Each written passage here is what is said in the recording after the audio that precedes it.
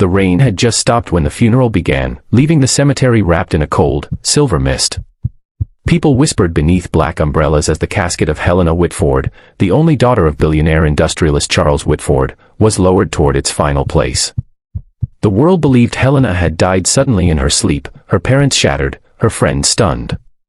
But just as the priest raised his hand to give the last blessing, a man in a worn, neon-green garbage collector's uniform stumbled forward, his boots sinking into the wet grass.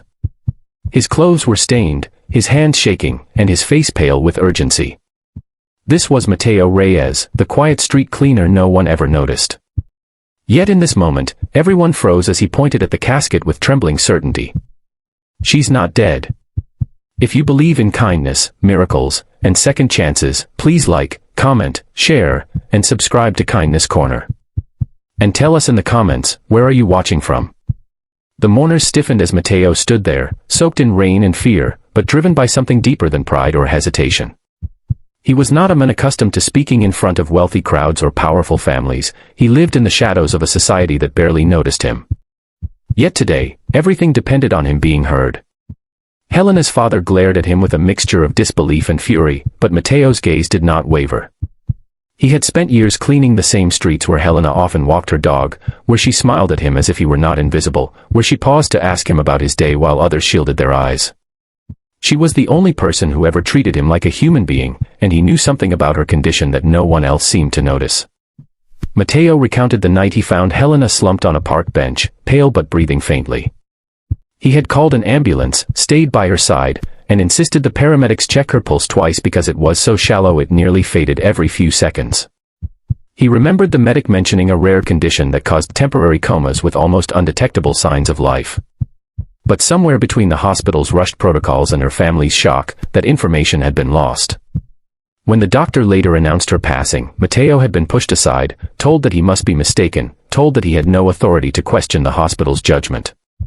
But he never forgot how her fingers had moved when he held her hand that night, like a faint plea for someone to pay attention. Now, standing before the open grave, he begged them to reconsider. His voice trembled but grew stronger as he spoke from the heart, describing Helena's kindness toward people like him, describing how she once left warm meals beside the dumpsters for stray animals, and how she once defended him when a group of teenagers mocked his job. He told them he owed her everything, including the courage to interrupt this funeral. And as the mourners absorbed his every word, the silence grew heavier, not with anger, but with a creeping realization that perhaps this broken man in a dirty uniform saw something they did not. The priest signaled for the casket lid to be opened again, despite the objections of a few nervous relatives. Charles Whitford, shaken by the depth of Mateo's conviction, nodded reluctantly. The lid rose slowly, revealing Helena's serene face, her auburn hair resting gently around her. Her mother covered her mouth, preparing herself for nothing more than another heartbreak. But Mateo stepped forward, staring closely. He urged them to place a small mirror beneath her nose. For a long, breath-holding moment, nothing happened. Then, so faintly it seemed like imagination, a tiny patch of fog touched the corner of the glass. Chaos erupted. Doctors were summoned from the funeral guests. A pulse was checked, and though almost non-existent, it was there. Helena was rushed out of the cemetery in a blur of cries, running footsteps, and collapsing knees. Mateo stood frozen as the ambulance sped away, his heart pounding not with fear, but with fragile hope that he might have saved her life. Hours later, in a stark hospital corridor, Charles found Mateo sitting alone on a metal bench, drenched and trembling. For the first time, the billionaire saw him not as a garbage collector, but as the man who had noticed what no expert did. Helena had slipped into a rare metabolic coma that mimicked death, and Mateo's intervention had prevented a nightmare no family could ever recover from. The weight of gratitude brought tears streaming down Charles's face. He sat beside Mateo, not above him, thanking him with a sincerity that could never be repaid with money. Days passed before Helena finally opened her eyes. The first thing she asked was why Mateo looked so worried. When they told her the truth, how close she had come to being buried alive, how Mateo had stood alone against a crowd, she wept and held his hands, promising that his life would never be ignored or overlooked again. Her survival became a moment that spread across the city, a symbolic reminder that dignity and humanity were not tied to wealth or status, but to courage, compassion, and the willingness to speak the truth even when no one listens.